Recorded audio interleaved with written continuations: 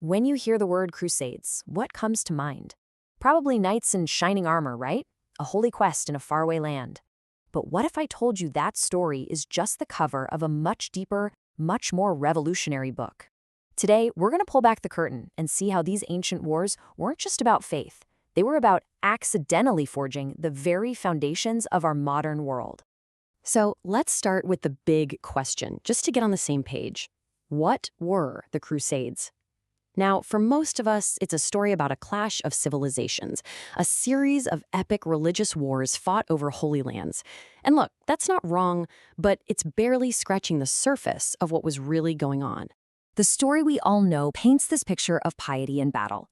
But the real story, the one we're diving into now, is about a massive, accidental revolution that nobody saw coming. The Crusades actually triggered one of the greatest socio-economic transformations in European history. They fundamentally rewired society, finance, and politics. Okay, let's start with the first major piece of this puzzle, the complete shattering of the old feudal system.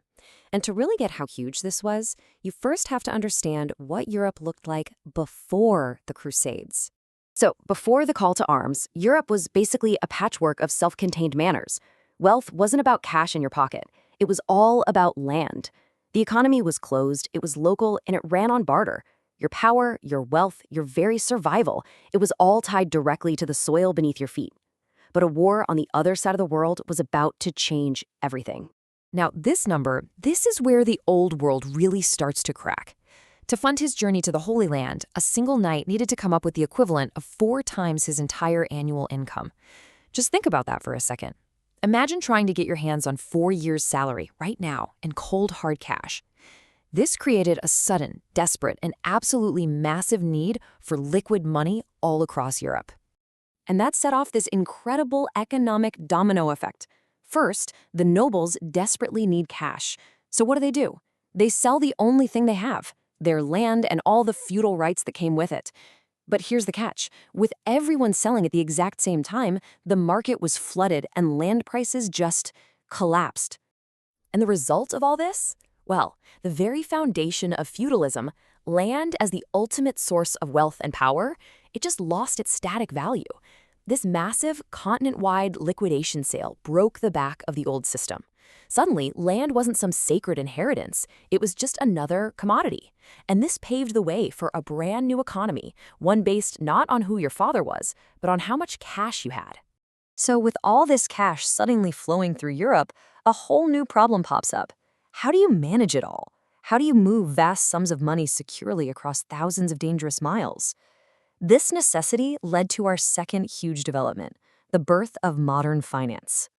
And this is where the Knights Templar enter the story. Now, we all know them as the famous warrior monks, right? But their true lasting legacy, it's financial. They started out protecting pilgrims, but they very quickly evolved into something much, much more powerful.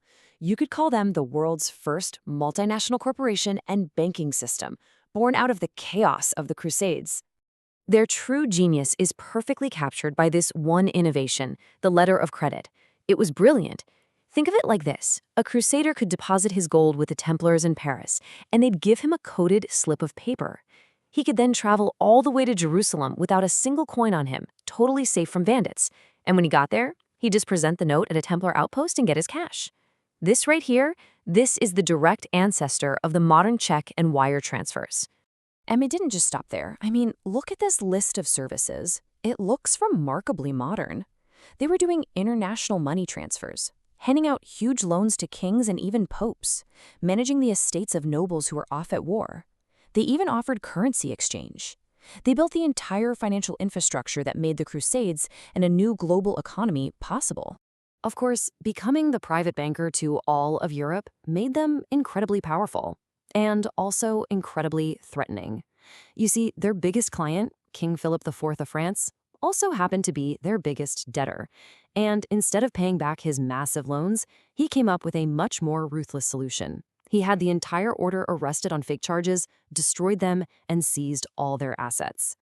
This new cash economy didn't just create banks, it literally built the modern state as we know it. You see, paying for these massive, continent-spanning wars required a completely new way of thinking about government and its power to raise money. And I want you to meet the Saladin tithe.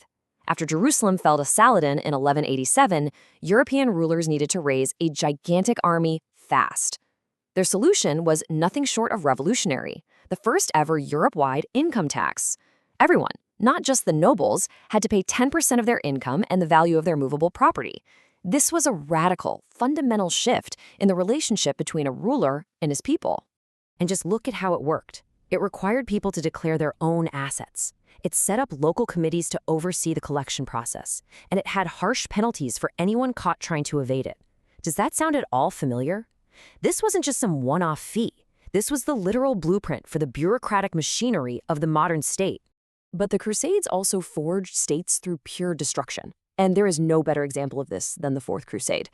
In 1204, a Crusader army driven by a mix of greed and Venetian political maneuvering didn't attack their Muslim enemy. No, instead they turned their siege engines on the largest and wealthiest Christian city in the world, Constantinople. The sack of Constantinople didn't just create a temporary Latin empire. It shattered the 1,000-year-old Byzantine Empire into pieces. Its territory was carved up, as you can see here, with the Republic of Venice cleverly snapping up all the most valuable ports and islands for itself. This created a massive power vacuum in the East that would, centuries down the line, pave the way for the rise of the Ottoman Empire. So, finally, let's zoom out and look at the long-term, complex legacy of these events. Because the consequences of the Crusades go so much further than just economics and politics, they've shaped our culture, our technology, and even the way we see the world. The prolonged contact with the sophisticated civilizations of the Middle East triggered a massive transfer of knowledge and technology back to the West. Things like paper, gunpowder, the compass, windmills, not to mention Arabic numerals, algebra, advanced medicine. All of these innovations poured into Europe, laying the essential groundwork for the Renaissance and the Age of Discovery that followed. But there was a darker intellectual inheritance too. The Crusades helped forge a very powerful us versus them mentality, the so-called civilized Christian versus the barbaric other. And that exact same mental framework would be pulled off the shelf, dusted off, and repurposed centuries later to justify European colonialism, creating this hierarchy of civilized versus primitive peoples that profoundly shaped our modern world. And that memory of religious authority and holy war echoed for centuries. This quote, which is attributed to General Lafayette, really shows how the legacy of the Crusades fueled a deep suspicion of centralized clerical power, shaping debates about secularism and freedom right up to the founding of the United States. So, when you put it all together, what you see is that the Crusades were far from being a simple religious conflict. They were a chaotic, violent, and completely accidental engine of change. They broke one world and, in that process, laid the economic, the financial, and the political foundations for a new one, the one we are all living in today. And this all leaves us with one last fascinating question to think about. In their quest for a heavenly kingdom, did the Crusaders inadvertently build our very earthly one, a world dominated by international finance, centralized states, and global economies? Well, all the evidence seems to suggest they did.